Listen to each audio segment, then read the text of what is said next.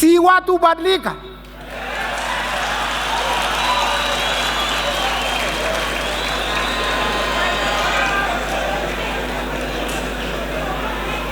Kwani tutakuwa tunahubiriwa na sisi roho zetu zinakuwa ngumu na tusifuate mwenendo ya watu wetu?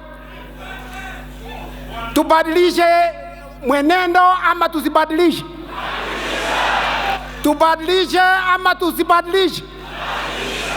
My governor, that is the message. Asante sana.